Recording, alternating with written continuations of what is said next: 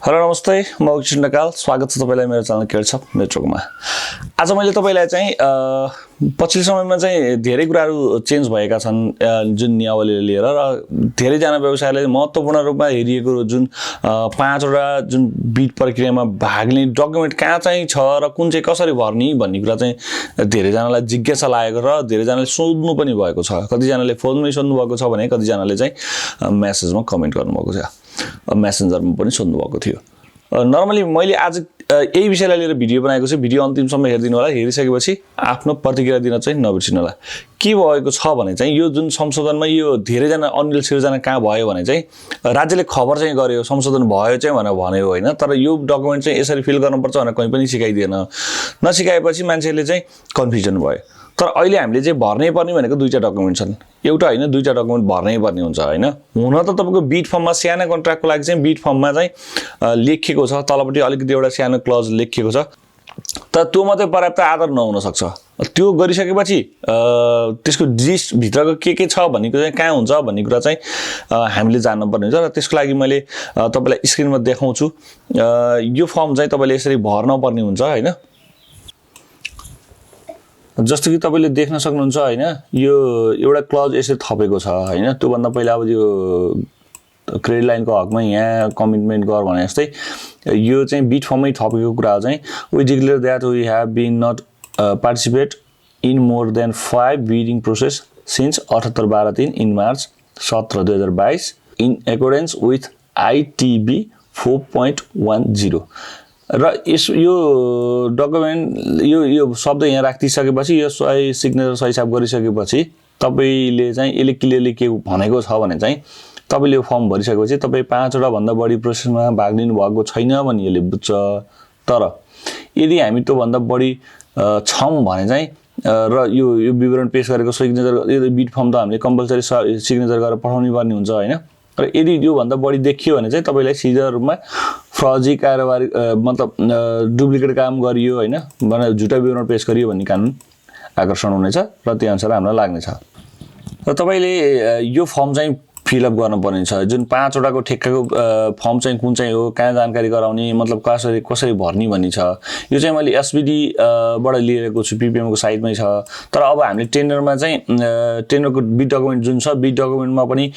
Bid डकुमेन्टमा यो format राखिएको हुन्छ होइन। र यसमा हामीले चाहिँ यो नेम अफ अफिस भनेर छ, यो कुन अफिसमा तपाईँले बिड गर्दै हुनुहुन्छ गर्नुभएको मतलब भाग लिनुभएको छ त्यो राख्ने हो। यो आइएफबी भनेको ठेक्का नम्बर भयो मतलब सूचना नम्बर भयो होइन।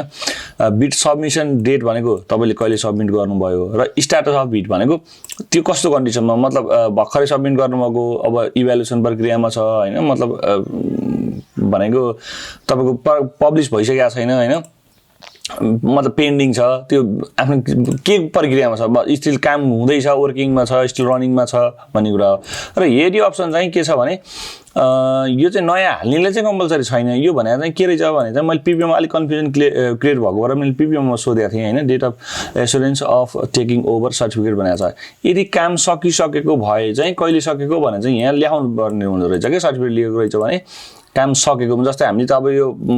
फर्महरू भरिन्छ नि त, भरिसकेपछि त अब यो 5 वटा सकिसकेपछि हामीले अर्को हाल्न पर्ने हुन्छ। हाल्दै गर्दा यो त पहिलाको त देखिने भयो, देखिँदै गर्दा चाहिँ यो काम चाहिँ यति डेटमा सकियो किन यो ठेक्का सपोज मानिस यो ठेक्का हामीले हाल्दै गर्दा मतलब यो फर्म भर्दै गर्दा पछाडिको नयाँ ठेक्का त हाल्दै गर्दा यी त अब सकेर हाल्ने त हो नि माथिको चाहिँ।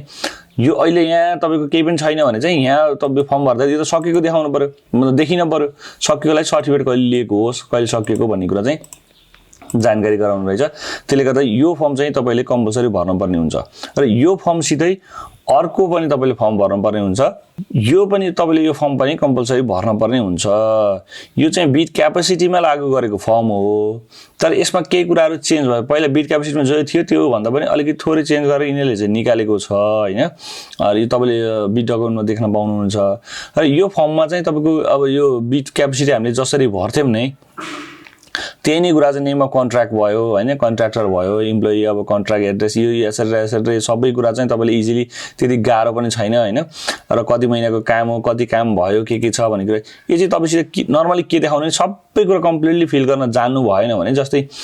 यो यतापट्टिको दुईटाको तपाईँलाई ठ्याक्कै एक्ज्याक्टली हिसाब निकालेर ठ्याक्क त्यो बिट गर्दै गर्दा तपाईँले आएन भने पनि चाहिँ यो कुरा त तपाईँले नर्मली बुझ्नुहुन्छ टेन्डर बिट गर्ने मान्छेले हैन यतिसम्म चाहिँ तपाईँले चाहिँ कम्पलसरी भर्नुहोस् नै यो भर्नै पर्छ अनि मैले त सबै भर्नु भन्छु तर यदि इनकेस यदिपट्टिको तपाईँले यो भ्यालुहरू निकाल्न आएन बुझ्नु भएन क्लियरली भएन भने चाहिँ यो चाहिँ तपाईँले भरिसकेपछि अरू केही कुरा चाहिँ कार्यालयले पनि छानबिन गर्ला मतलब कार्यालयले पनि हेर्ला तपाईँलाई अलिकति सहजीकरण गर्देला र यो डकुमेन्ट र अघि मैले देखाएको दुईटा डकुमेन्ट चाहिँ तपाईँले कम्प्लिटली रूपमा चाहिँ भर्न पर्ने हुन्छ तपाईले त्यो दुईटा डकुमेन्ट चाहिँ भरिसकेपछि चाहिँ त्यसलाई चाहिँ कहाँ सबमिट गर्ने भन्ने कुरा आइरहेको छ के अब कहाँ सबमिट गर्ने भन्ने कुरा चाहिँ बिट डकुमेन्ट तपाईँले जहाँ सबमिट गर्नुहुन्छ बिट डकुमेन्टसित एट्याच गरिदिनुहोस् हुन त एडिसनल डकुमेन्ट गरेर हाले पनि हुन्छ तर नर्मली बिट डकुमेन्ट नै त्यो कुरा लेखिसकेको भइसकेपछि बिट डकुमेन्ट भयो त्योभन्दा तलपट्टि तपाईँले कहाँ कहाँ कुन कुन अफिसमा प्रोसेस गर्नुभयो त त्योभन्दा तलपट्टि तपाईँको यो काम यति रनिङ छ भने जुन मैले तीनटा डकुमेन्ट भनेको एउटा त बिट डकुमेन्ट नै तपाईँको क्लजमा देखाएको कुरा भयो बिट डकुमेन्ट तपाईँले जसै प्रिन्ट गरेर सिग्नेचर गरेर भर्नुहुन्छ त्यो फर्म फिलअप गरेर अपलोड गर्नुहुन्छ र अर्को कुरा जुन दुईटा नयाँ राखिएको डकुमेन्ट छन् त्यो दुईटा डकुमेन्ट पनि तपाईँले भरेर त्यसैसित एट्याच गरेर बिट डकुमेन्ट जहाँ हाल्नुहुन्छ त्यहीँ तपाईँले अपलोड गर्दै हुन्छ र अर्को कुरा यति गर्दाखेरि यदि त्यो हामीले मिस्टेकली हालिएन भने के हुन्छ भन्ने पनि क्वेसन छ अब नर्मली तपाईँले के बुझ्नु भने राज्यले तपाईँलाई कुनै विवरण माग्यो र तपाईँले विवरण पेश गर्दै गर्दा झुटा विवरण पेश गर्नुभयो झुटा देखियो भने चाहिँ मान्नुहोस् कि तपाईँले झुटा विवरण पेश गर्दा चाहिँ भोग्नुपर्ने कारबाही तपाईँले भोग्नुपर्ने हुन्छ पिपिएमले भनि पनि सकेको छ झुटा विवरण ठहरिएमा तपाईँको ब्ल्याक लिस्टेडदेखि लिएर हर्जानादेखि लिएर देशको अरू पनि कारबाहीहरू गर्ने भन्ने कुरा सार्वजनिक गरिसकेको छ अब नर्मली कन्ट्र्याक्टरलाई के लाग्न सक्छ भने चाहिँ यो झ्यापै कसरी चेक गर्छ र यो अब यो थाहा हुँदैन भन्ने यस्तो कुरा पनि छ तर के चाहिँ छ भने पिपिएमले एउटा मोडुल बनाइरहेको छ सबै कार्यालयमा जति पनि तपाईँ अफिसमा बिट गर्नुभएको छ त्यो अटोमेटिकली पिपिएमले रेकर्ड सिस्टममै बनाउँदैछ त्यसको लागि 1-2 महिना 2-4 महिना टाइम लाग्न सक्छ तर त्यो भन्दा पहिला नै हामीले यी चाहिँ आफूले पनि कार्यालयमा पठाउनु पर्यो कि यदि हामीले पठाएको र उनीहरूको सिस्टममा त अटोमेटिकली आउँछ नि त तपाईँले कति ठाउँमा टेन्डर बिट गर्नुभएको छ भन्ने कुरा चाहिँ सिस्टममै आउँछ सिस्टममा आएको र तपाईँले पठाएको डकुमेन्ट चाहिँ तलमाथि पर्यो भने चाहिँ तपाईँले सोच कानुनी कारबाही भोग्नुपर्ने हुन्छ त्यसले गर्दा डकुमेन्ट चाहिँ फेक नगर्नु होला जे छ त्यो जेन्युन गर्नु होला र लोबिट जानै नपर्ने अवस्था छ लोबिट जान नजानु होला आफूले सिलेक्टेड गरेर ठिक्क रेटमा हाल्नुहोस् यसपालि ठेक्का कन्फर्म पर्ने सम्भावना बलियो छ हैन हुन त धेरै ठेक्काहरुमा चाहिँ तपाईको ठेक्का पर्नै छोडेको छ अहिले पछिल्लो समय चाहिँ मैले अघिल्लो भिडियोमा भनि पनि सके 20-25 वटा प्रतिस्पर्धा हुन्थ्यो एउटै ठेक्कामा भने चाहिँ अहिले 2-3 3-4 वटा मात्रै परिरहेछ अब त्यो भइसकेपछि तपाईहरु एक आपसमा पनि तँले यो काम म यो गर्छु भनेर एक हिसाबले हुन्छ नि त्यो सट्टाबाजी मतलब त्यसरी पनि काम गर्न सक्नुहुन्छ तपाईहरु सबैलाई फाइदा हुनेछ यति भन्दै भिडियो अन्तिमसम्म हेरिदिनु भएकोमा धेरै धेरै धन्यवाद भिडियो कस्तो लाग्यो केही कुरा